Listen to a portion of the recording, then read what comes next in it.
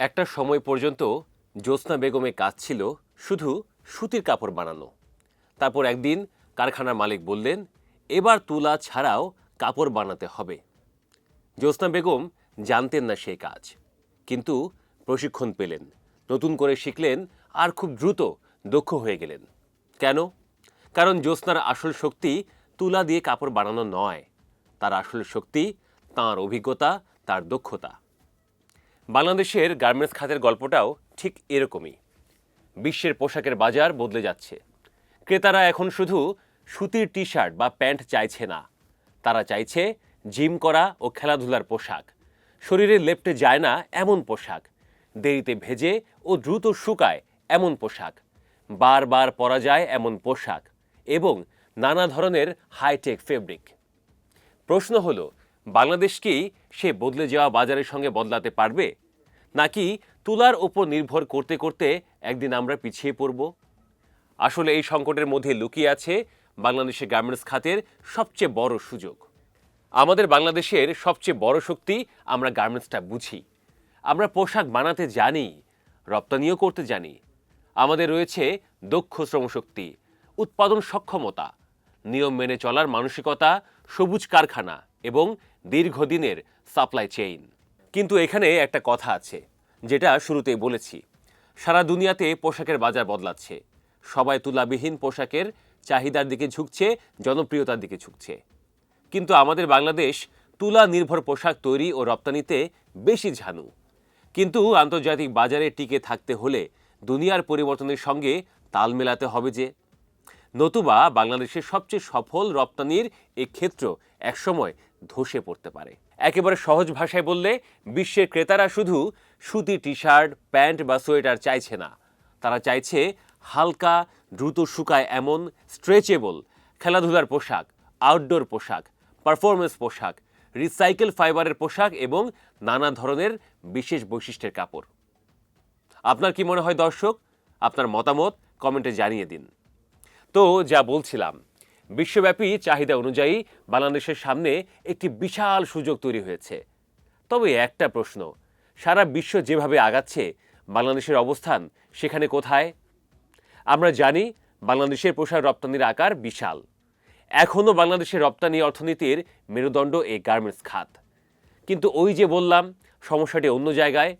বাংলাদেশের পোশাক রপ্তানি বড় অংশ এখনও তুলাভিত্তিক। বলা হয় 70%-এর বেশি। কোনোভাবে এটাকে বলা উচিত না এটা বাংলাদেশের দুর্বলতা, বরং এটা আমাদের জন্য বিরাট সুযোগ। আপনার মনের প্রশ্ন আসতে পারে, তাহলে কি তুলাহীন পোশাকে আমরা পুরোপুরি চলে যাব? না। তাছাড়া তুলাহীন পোশাক মানেই তুলার বিরুদ্ধে যাওয়া নয়। একটা বিষয় পরিষ্কার করা দরকার, বাংলাদেশের ভবিষ্যৎ কৌশল হওয়া উচিত কটন বাদ দেওয়া নয়, বরং কটনের পাশাপাশি এমএমএফ ও অন্যান্য ফাইবার যেমন polyester, viscose, rayon, nylon, acrylic, elastane, recycle polyester এবং বিভিন্ন ব্লেন্ডেড ও ফাংশনাল ফাইবারের পোশাক তৈরির সক্ষমতা অর্জন করা। তুলা থাকবে, থাকতেই হবে, কারণ তুলার পোশাকের বাজারও বিশাল এবং বাংলাদেশ এই বাজারে অত্যন্ত দক্ষ। কিন্তু একই সঙ্গে অন্যান্য সুতার পোশাক তৈরির সক্ষমতা বাড়াতে হবে যে, আমি ঠিক এটাই আপনাকে বলতে চাইছি। এবার আপনাকে জানাই কৃত্রিম সুতা কেন জনপ্রিয় হচ্ছে। মানুষ এখন শুধু অফিস বা দৈনন্দিন ব্যবহারের পোশাক পরে না। মানুষ জিমে যায়, দৌড়ায়, সাইক্লিং করে, ভ্রমণ করে, আউটডোর কাজ করে, খেলাধুলা করে। এই সব কিছুর জন্য আলাদা পোশাক দরকার। মানুষ খুঁজছে এসব, পরেও। এসব পোশাকে এমন কাপড় দরকার যা হালকা, টেকসই, ঘাম দ্রুত শুকায়, শরীরের সঙ্গে সহজে মানিয়ে যায় এবং অনেক ক্ষেত্রে স্ট্রেচ করতে পারে। দ্বিতীয়ত, ফ্যাশন দ্রুত বদলাচ্ছে। অনেক ডিজাইনে এমন ফাইবার প্রয়োজন যা তুলার তুলনায় ভিন্ন ধরনের টেক্সচার, ড্রেপ, স্ট্রেচ বা ডিউরেবিলিটি দিতে পারে। তৃতীয়ত, রিসাইকেল ফাইবারের ব্যবহারও বাড়ছে। পুরনো পলিয়েস্টার ভিত্তিক উপাদান পুনরায় ব্যবহার করে নতুন ফাইবার তৈরি করা যায়। ফলে টেক্সটাইল ইন্ডাস্ট্রি শুধু কি দিয়ে পোশাক বানানো হচ্ছে এই প্রশ্নে আর সীমাবদ্ধ থাকছে না, বরং পোশাকের জীবনচক্র শেষে কি হচ্ছে সেটিও গুরুত্বপূর্ণ হয়ে উঠছে। এবার বাংলাদেশের সুযোগের কথা বলি। এটাই তো আমাদের জন্য বেশি গুরুত্বপূর্ণ, তাই না বলেন? এমনিতেই তুলার পোশাকের জন্য বাংলাদেশ গত কয়েক দশকে একটি শক্তিশালী সাপ্লাই চেইন তৈরি করেছে।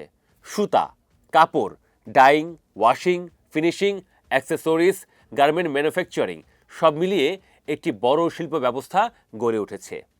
এখন আমাদের চেনা ক্রেতা যারা সুতির পোশাক বাংলাদেশ থেকে কেনে, তারা যদি এক মাস পর কৃত্রিম সুতার পোশাকের অর্ডার দেয়, তাহলে আমাদের নতুন করে বাজার খুঁজতে হবে না। চেনা পরিচিত বাজারেই আমরা কৃত্রিম সুতার পোশাক বেচতে পারবো। আমাদের শুধু কৃত্রিম সুতার পোশাক তৈরিটা জানতে হবে। আমরা যে একেবারে জানি না তা কিন্তু না। প্রায় 30% মতো পোশাক আমরা বানাচ্ছি কৃত্রিম সুতা দিয়ে এবং রপ্তানিও করছি। আমাদের শুধু পরিসরটা বড় করতে হবে এবং এজন্য আমাদের লেখাপড়াটা বাড়াতে হবে। আমাদের প্রয়োজনীয় যন্ত্রপাতি আনতে হবে। আমাদের কর্মীদের প্রশিক্ষণ দিতে হবে। এর জন্য বিদেশি বিনিয়োগ আকৃষ্ট করতে উপযোগী পরিবেশ তৈরি করতে হবে। সরকারকে এই ক্ষেত্রে ভীষণ আন্তরিক হতে হবে। যতভাবে সহযোগিতা করা দরকার সেটা সরকারকে করতে হবে।